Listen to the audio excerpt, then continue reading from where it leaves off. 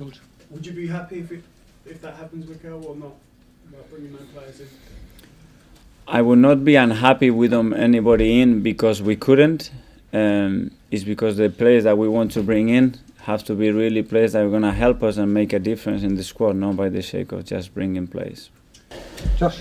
Mikel, it's less than a month since we last faced Chelsea. What have you learned about your team in that time? Well, a lot of things happened. It seems longer than a month, to be fair. The amount of games that we trained, the amount of things that happened.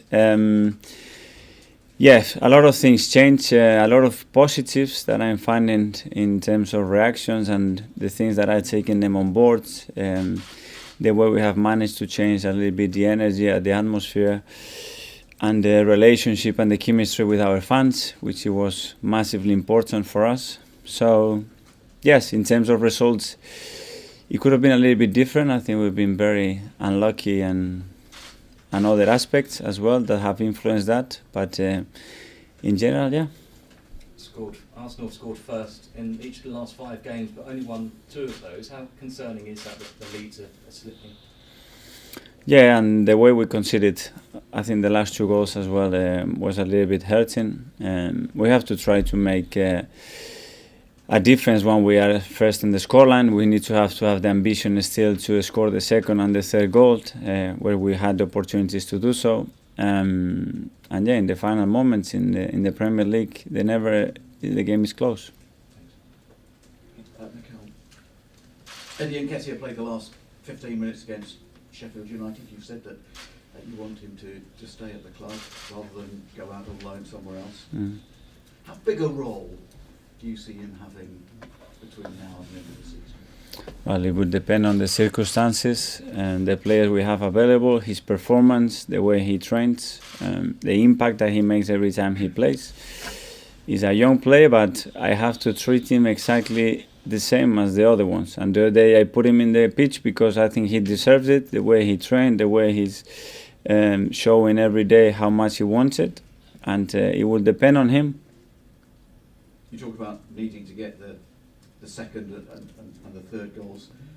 Alex Lacazette, after the match of the weekend, said he felt Arsenal were quite naive and they need to be nastier, particularly towards the end of matches. Is that something you agree with? Yes, I think it's part of the game management, and I think there were things that we could have done better there, to put more pressure on the opponents, to bring the ball into certain areas where we can rest with the ball and we can control the game better. That will come. It's a good process for us as well to learn about those situations. As far as the league is concerned, 6 matches, 1 win, 1 defeat, 4 draws. Is it difficult to convince the players that things are going in the right direction, even though the results kind of aren't going for you? I don't have that feeling. I think the feedback I'm getting from them is very positive. They know when we haven't won the reasons why, and there are many different aspects to that. Some that we can influence, some that we cannot influence, but they are there, and they are very aware of that. You mentioned earlier that you played Chelsea less than a month ago. What did you learn about your team from that match, specifically that match? Well, I think it's different from there to now. I loved the first 30-35 minutes, the way we went about it, how aggressive we were, how much we wanted to attack them, put them under pressure. It's the kind of way that we wanted to play. After that, we had a little bit of a setback. They changed the system, and we found it a little bit more difficult to deal with that. And we started to defend deep without really considering anything, and had some great opportunities on the break as well. But I think physically as well, in that moment, it was harder for us to try to maintain the same amount of energy. And against Chelsea, that's vital. So is that how you will approach it tomorrow?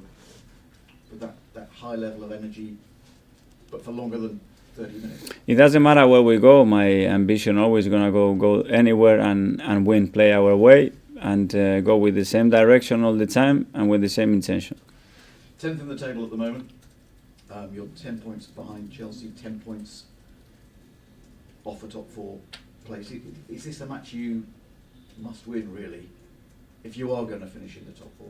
It's really important. Tomorrow games it's very very important if we want to have the aim to fight for that.